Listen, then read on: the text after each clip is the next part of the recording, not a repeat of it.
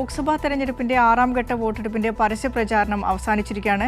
ശനിയാഴ്ചയാണ് വോട്ടെടുപ്പ്. 58 മണ്ഡലങ്ങളാണ് ഈ 6ാം ഘട്ടത്തിൽ ജനവിധി തേടുന്നത്. മെയ് 25-ന് ശനിയാഴ്ചയാണ് ഈ 58 മണ്ഡലങ്ങളിലേക്കുള്ള വോട്ടെടുപ്പ് നടക്കുന്നത്. വളരെ സ്റ്റാർ ക്യാമ്പയിനിങ് നടക്കുന്ന മണ്ഡലങ്ങൾ കൂടിയാണ്. വളരെ രീതിയിലുള്ള ശ്രദ്ധിക്കപ്പെടുന്ന ദേശീയ തലത്തിൽ, രാഷ്ട്രീയ തലത്തിൽ വളരെ രീതിയിൽ ശ്രദ്ധിക്കപ്പെട്ട വിവാദങ്ങളൊക്കെ നിറഞ്ഞ ഒരു തെരഞ്ഞെടുപ്പായിരിക്കും 6ാം ഘട്ടത്തിലെ തെരഞ്ഞെടുപ്പ്. സ്വാതി സന്തോഷാണ് ദില്ലിയിൽ നിന്ന് ചേരുന്നത്. വിശദാംശങ്ങളുമായി സ്വാതി, ഏത് രീതിയിലാണ് ഇന്നത്തെ പരസ്യപ്രചാരണം? ക്യാമ്പയിനർമാർ നിരവധി ഉണ്ടായിരുന്നു ഈ 6ാം ഘട്ടത്തിൻ്റെ തെരഞ്ഞെടുപ്പ് പ്രചാരണത്തിനായി. മോദിയും രാഹുൽ ഗാന്ധിയും അരവിന്ദ് കെജ്രിവാളും അടക്കമുള്ള നേതാക്കൾ ഇറങ്ങിയായിരുന്നു. വലിയ രീതിയിലുള്ള തെരഞ്ഞെടുപ്പ് പ്രചാരണങ്ങളൊക്കെ നടന്നത്. എല്ലാ തെരഞ്ഞെടുപ്പ് പ്രചാരണത്തിൻ്റെയും ഒപ്പം ഈ കൊട്ടിക്കലാശം എന്ന് നമ്മുടെ സംസ്ഥാനത്താണ് ഏറ്റവും കൂടുതൽ കൊട്ടിക്കലാശം എന്ന തരത്തിലുള്ള പരസ്യപ്രചാരണങ്ങളും ഒക്കെ ഉള്ളത്. എങ്കിൽ പോലും നിരവധി തെരഞ്ഞെടുപ്പ് റാലികളൊക്കെ ഉത്തരേന്ത്യയിൽ 6ാം ഘട്ടത്തിൽ തെരഞ്ഞെടുപ്പ് നടക്കുന്ന സംസ്ഥാനങ്ങളിലും ഒക്കെ ഉണ്ടായിരുന്നു. വിശദാംശങ്ങൾ നൽകും സ്വാതി.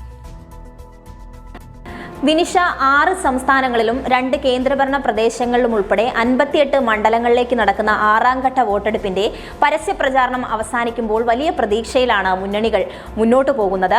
ഇന്ന് നടന്ന പ്രചരണ റാലികളിലൊക്കെ തന്നെയും ദേശീയ നേതാക്കളടക്കം പങ്കെടുത്തുകൊണ്ട് സംസാരിക്കുകയായിരുന്നു. ദില്ലിയിൽ നടന്ന റാലിയിൽ, പ്രത്യേകിച്ചും ദില്ലി നോർത്ത് ഈസ്റ്റ് ദില്ലിയിലെ സ്ഥാനാർത്ഥിയായിട്ടുള്ള കനയ്യകുമാറിന് വേണ്ടി ഇന്ന് രാഹുൽ ഗാന്ധി ഇവിടെ പ്രചരണ റാലിയിൽ പങ്കെടുത്ത് അഭിസംബോധന ചെയ്ത് സംസാരിക്കുകയുണ്ടായി. അതിലുടനീളം മോദിയെ കടന്നാക്രമിച്ചുകൊണ്ട്, മോദിയെ വിമർശിച്ചുകൊണ്ട് തന്നെയാണ് രാഹുൽ ഗാന്ധി തന്റെ പ്രസംഗം അവസാനിപ്പിച്ചത്. വിവിധയിടങ്ങളിൽ ഇത്തരത്തിൽ നേതാക്കൾ പങ്കെടുത്തിട്ടുണ്ട്. പ്രധാനമന്ത്രി നരേന്ദ്രമോദി ഇന്ന് ഹരിയാനയിലും പഞ്ചാബിലുമാണ് പ്രചരണ പ്രവർത്തനങ്ങൾക്ക് നേതൃത്വം നൽകിയത്.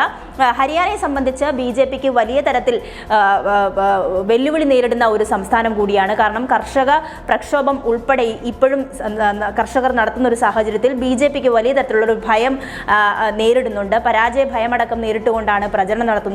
പ്രചരണത്തിൽ പോലും ഇറങ്ങാൻ വേണ്ടി കർഷകർ അനുവദിക്കാത്ത സാഹചര്യം ഹരിയാനയെ സംബന്ധിച്ചുണ്ട്.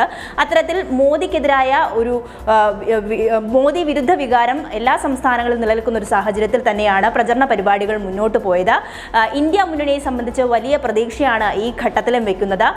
ഹരിയാനയിലും ദില്ലിയിലും ഈ ഒറ്റഘട്ടം കൊണ്ട് എന്തായാലും വോട്ടെടുപ്പ് അവസാനിക്കുകയാണ്. മറ്റ് സംസ്ഥാനങ്ങൾ, ഉത്തർപ്രദേശിൽ 14 മണ്ഡലങ്ങൾ ഈ ഘട്ടത്തിൽ എന്തായാലും വോട്ടെടുപ്പിൽ ജനവിധി തേടുന്നുണ്ട്. അത്തരത്തിൽ വലിയ തരത്തിലുള്ള ആവേശകരമായ പ്രചരണ പ്രവർത്തനങ്ങൾക്ക് ശേഷമാണ് 25-ാം തീയതി ജനവിധി തേടാൻ പോകുന്നത്. ഏറ്റവും പ്രമുഖരായിട്ടുള്ള മത്സരാർത്ഥികൾ തന്നെ ഈ ഘട്ടത്തിലും രംഗത്ത് ഉണ്ട് എന്നുള്ളതും ഏറ്റവും പ്രധാനമാണ്. എന്തായാലും ഈ പ്രചാരണ പ്രവർത്തനങ്ങളൊക്കെ തന്നെയും എങ്ങനെയായിരിക്കും തെരഞ്ഞെടുപ്പിനെ ബാധിക്കുന്നത്, അല്ലെങ്കിൽ തെരഞ്ഞെടുപ്പ് റിസൾട്ടിൽ അത് എങ്ങനെ പ്രതിഫലിക്കും എന്നുള്ളതൊക്കെ നോക്കിക്കാണേണ്ടതായിട്ടുണ്ട്. വിനിഷ.